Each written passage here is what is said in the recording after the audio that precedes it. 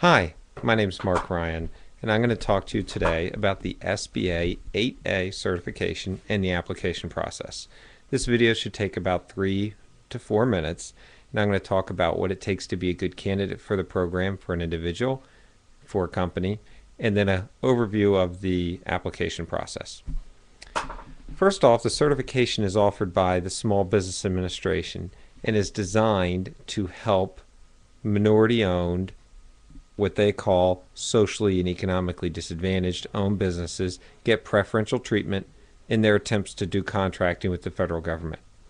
The SBA, when they evaluate an application, are on a kind of an overview general level looking for two things. They're looking for the company that's applying to be a good candidate by having a potential for success, and they're looking for the owner of that company, what they call an unconditionally controlling owner, to be a good candidate, and they want that person to qualify by being socially disadvantaged and by being economically disadvantaged. So I'm going to cover each of those areas. To be socially disadvantaged, the SBA likes for you to be a member of a presumed disadvantaged group. So they want you to be African American, Hispanic American, Subcontinent Asian, Pacific Asian, or Native American. If you're not a member of one of those presumed disadvantaged groups, then you have to prove that you are being discriminated against in American society by a preponderance of evidence. So that standard basically means that it's more likely that you're being discriminated against than that you're not. The SBA historically has taken gender bias applications, Caucasian women and disabled American vets as kind of typical, the most likely candidates for that type of application. Certainly other countries are viable as well. If you're from the Middle East, we've certainly had some quite a bit of success with those applications here. The other part is economically disadvantaged. They want the unconditionally controlling owner to be economically disadvantaged. For that owner to be economically disadvantaged, they need to meet three criteria. The first criteria is that they have less than $4 million in assets. Second is they have less than $250,000 in adjusted net worth, which is their net worth without taking into consideration the equity in their home, the equity in the applicant concern, or the retirement accounts.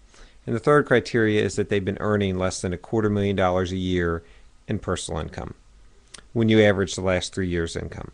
So that's the individual. If you think you meet those two criteria, socially and economically disadvantaged, then you want to evaluate your company.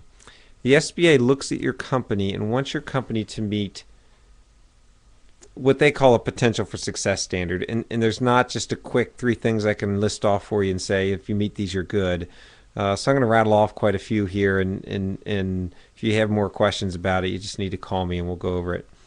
Ultimately, they like for the business to be in business for 2 years or longer. They want the business to be making money. They want the owner of the company to have some positive shareholder equity in the firm.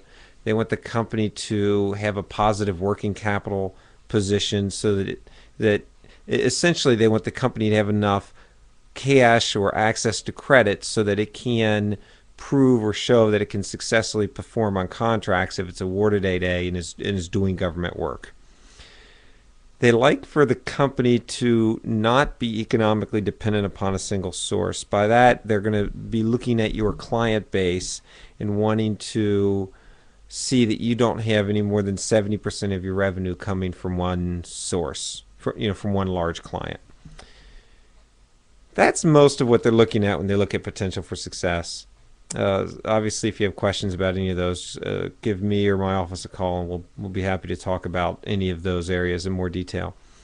The other thing that the SBA looks at that's not necessarily the company or the owner, but kind of a more broader thing, is the SBA looks at control. The SBA wants to be comfortable that the person that's applying has an unconditional control of the company. 3 areas that they look at pretty quickly to kind of help determine that is that owner getting paid the most?